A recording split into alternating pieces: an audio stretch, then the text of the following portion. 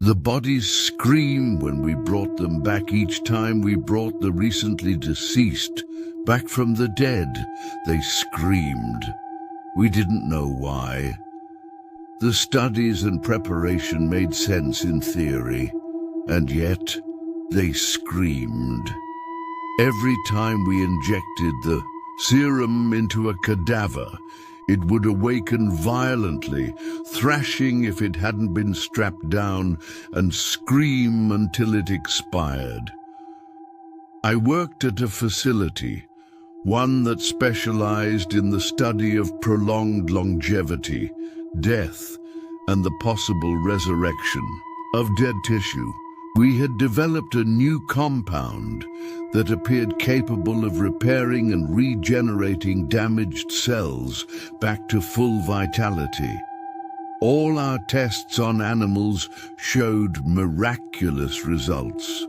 Lifespans extended by years, and in several cases, subjects were brought back from recent death. One rabbit who came to us at the age of 12 lived for another 10 years within the lab.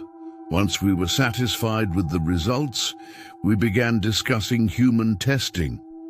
Before moving on to live subjects, we wanted to see if we could bring back the recently deceased. We submitted the necessary requests for cadavers, and after navigating a mess of paperwork and red tape, established a steady stream of bodies kept on ice. The individuals sent to us had died from known diseases and had been marked for scientific use. We tried to ensure that the brain had not fully degraded, so we required the bodies to be no more than a few days, at most a week, post-mortem. The first test was catastrophic. Generally, when we applied the serum to animals, the body would convulse slightly, and, as if waking from sleep, the creature would open its eyes and look at us. One dog we tested even wagged its tail in excitement at the sight of us. But for the first human subject, excitement was the last thing on its mind. We laid the male subject out on a table, modesty underwear placed on them for decency. Once prepared, we injected the compound at the base of the skull and waited, usually 30 seconds to a minute, for the serum to begin rebuilding neural tissue.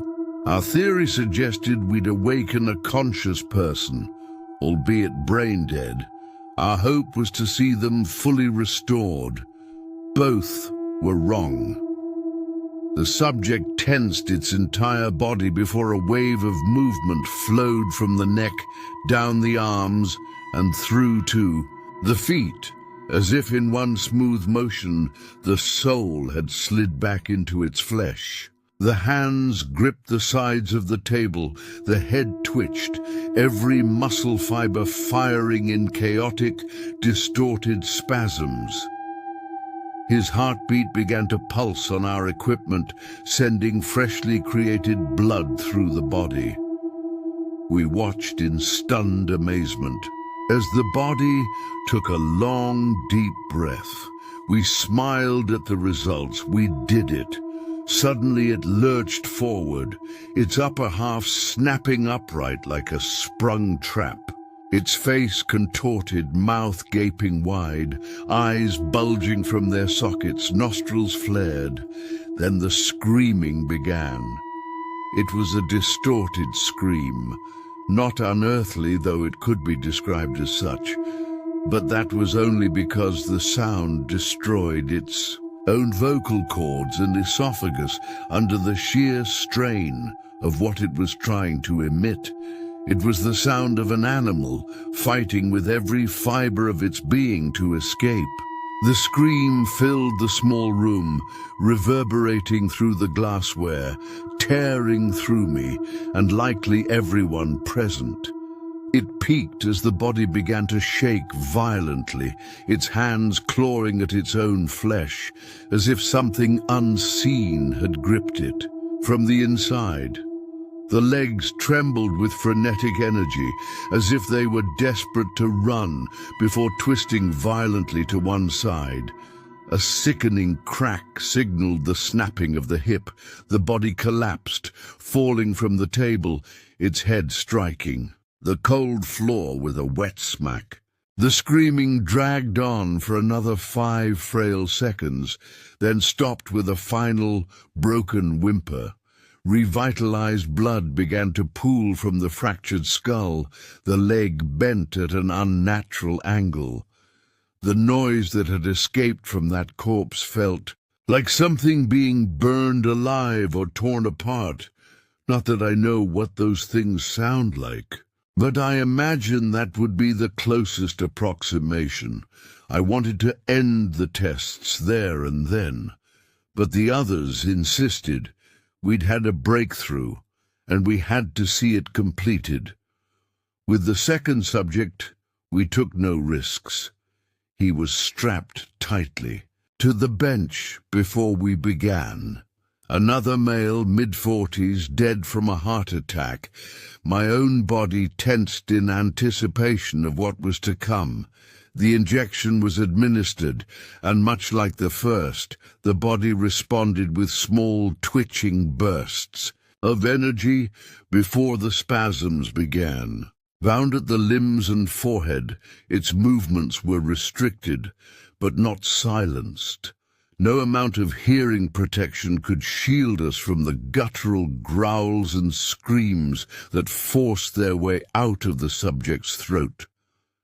The entire table rattled beneath him, restraints tightening and tearing deep into the flesh as freshly reanimated blood began to leak from the wounds. Between each shriek and convulsion, the mouth snapped open and shut violently until the tongue was chewed and torn apart. The subject choked on his own blood less than a minute after revival. We had been instructed to intervene only if the subject could be reasonably calmed. If they expired again, the company would simply supply more bodies and more funding. It didn't matter. The sex, the race, the build, the age, the health before death, or how they died. They all came back screaming. After staggering through weeks of what could only be described as unholy experiments, we began testing different methods to sedate and prolong the body's post-reanimation. One attempt stood out. We purposely severed the vocal cords of a cadaver before revival, hoping to silence the inevitable screaming. She was a woman, middle-aged, and already pale from death.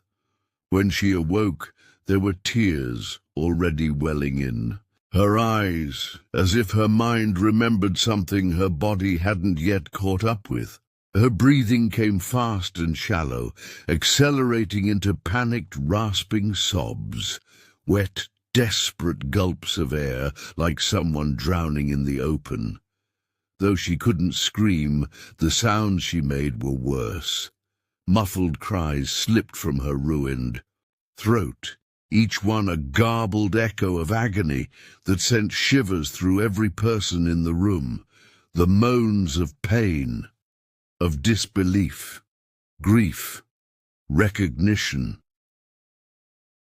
Her eyes darted wildly, bloodshot and filled with terror, locking onto each of us in turn as if begging for help or mercy, perhaps both. She tried to lift her arms, but the restraints held her down. Instead, she writhed, shuddering uncontrollably, her body convulsing in silent torment. The tears flowed freely now, tracking down her cheeks in trembling rivulets.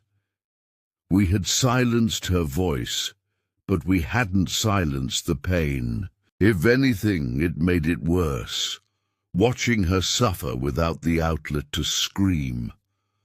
The room was filled with the sound of breath and whimpers, and something else, a low, involuntary whine, that came not from her, but from one of the assistants. Curled slightly in the corner, unable to look, we disposed of the subject humanely. The effect on the staff was undeniable.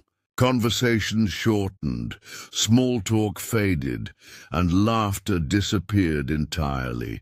The jokes we once shared over coffee about playing God felt horrific, even dangerous to say aloud. Soon, silence became our default. We spoke only when necessary, and only about work. Every day we showed up, ran the tests, documented the results, and went home. No one asked questions. The sense of camaraderie we'd built during the animal trials dissolved. The feeling of triumph, of being on the cusp of something extraordinary, turned to quiet dread. The resignations came quietly, one by one.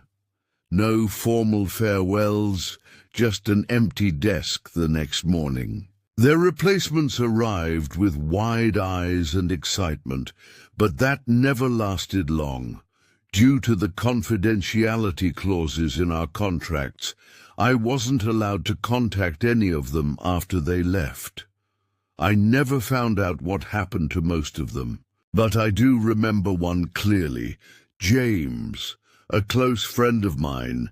He was quiet in his final weeks at work, barely spoke, barely ate. Then one day, he didn't come in. Then I saw the news. He had jumped from the top of his apartment building.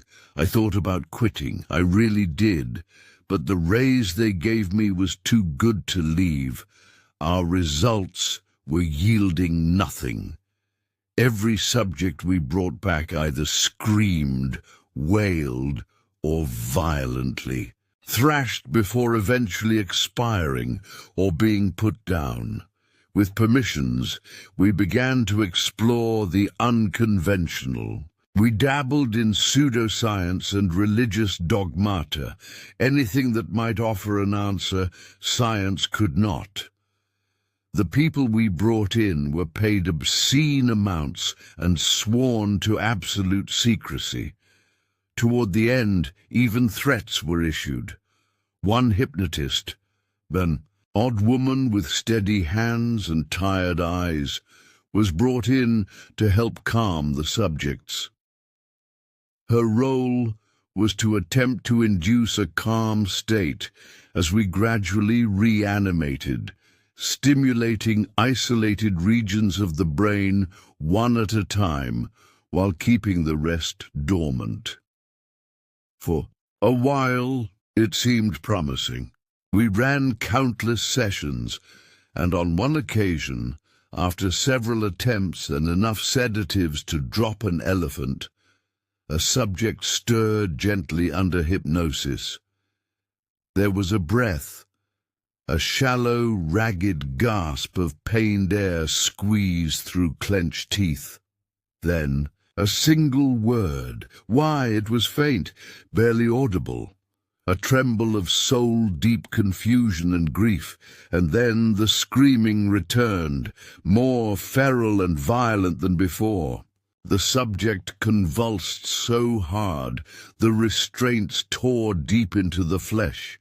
The hypnotist never returned after that session. She didn't even collect her final pay. After her, we were truly desperate. We brought in a priest, an aging man with a cautious demeanor, willing to participate in hopes of finding some sort of answer.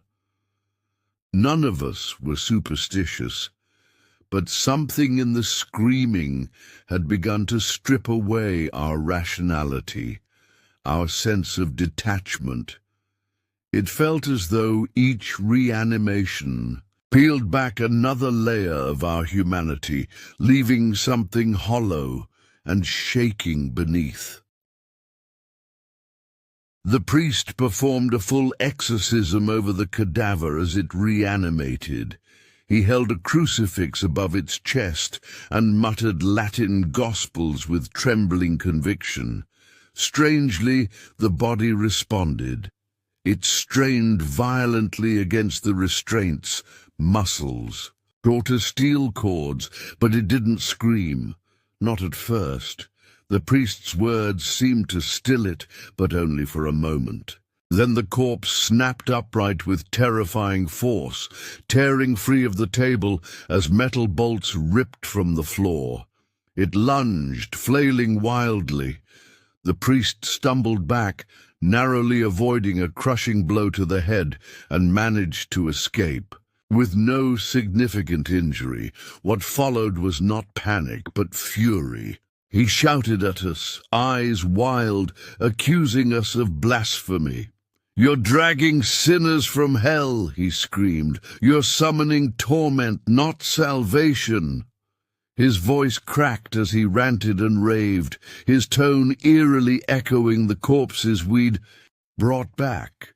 Then he left, stormed out of the facility, never to return. From that point on, armed guards were stationed in every session. Not that it mattered. The sessions didn't last long after that anyway.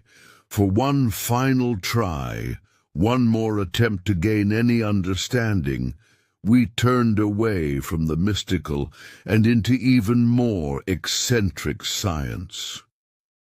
We selected an elderly subject, late 90s, died of natural causes, a quiet death with no visible trauma.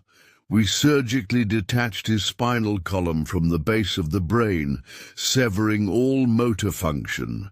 The body was essentially quadriplegic, incapable of movement or speech. Only the essential organ connections were maintained.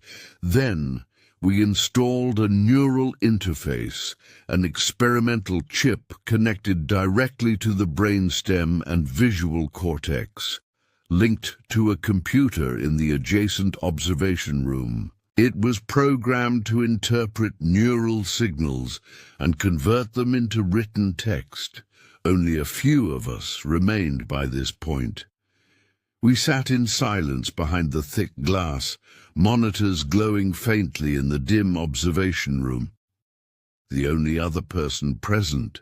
Inside the subject's room was the armed guard, now a permanent fixture, with orders to terminate the subject immediately if necessary. We administered the injection and waited. There were no spasms, no strained limbs, no hideous sounds of vocal cords tearing, just the soft, rhythmic beep of a heart restarting and the subtle rise and fall of a chest drawing breath. The room was so silent, it felt as though the screams of the previous cadavers echoed from memory into the still air. Then the text flashed on screen, "Where am I?" We froze, even though it was only text. Something in my mind gave it life. I heard the voice behind it, an old man, tired, confused. We typed back, "Who are you? John Forrester, who are you?" "We're here to help, John." "How old are you?" 96. "Who are you?" The information matched. We were finally getting somewhere. Then the next message appeared. "Are you him?" We paused. "Who?" There was a long silence. Then, "You're not him. No, no, no." John's heart rate began to climb. The breathing grew rapid. His test flashed again. "You're not supposed to know." We stared at the screen, unsure how to respond. My assistant looked at me, her mouth slightly open, but I said nothing. "You're not supposed to know," he repeated. I looked through the window. John's eyes were open, wide, wet, unblinking. Tears streamed down his cheeks, pooling on the slab beneath. "It shouldn't have been possible.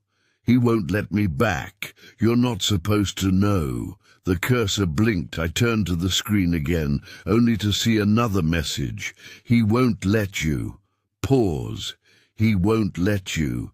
Again and again and again. My heart thudded painfully in my chest, matching the BPM displayed on the monitor. My breathing grew shallow.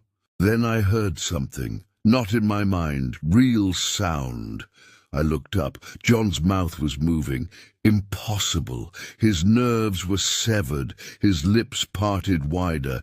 Sound emerged, quiet at first, but real, tangible. He won't let you... I froze. I shouldn't be able to hear it through the glass, but I heard it. The guard looked to me for the termination signal. I shook my head. Not yet. He won't let you. The whisper grew in volume, ragged and forced from a throat that should have been silent. He won't let you. He won't let you. He won't let you. He won't let you. He won't let you. He won't let you. The gunshot was final, absolute. The sound rang out across the lab like a gavel striking the lid of a coffin. John's body slumped against the slab, what remained of his expression frozen in wide-eyed agony. The guard, shaking, holstered his weapon and left the room without a word. The silence that followed was suffocating. I collapsed back into my chair. My ears rang, not from the shot, but from the absence of everything else. No monitors, no voices, no screams, just silence. I didn't know what to report. I didn't know what I'd just witnessed. The project was terminated soon after, officially deemed a dead end. We were compensated generously. Bonuses, severance, hush clauses buried in legalese. More than enough to vanish, to start over, to never work again. But money does nothing for the silence. I sit here now, alone, typing these words, surrounded by a silence so heavy it feels alive, suffocating, endless. To fill that silence, my mind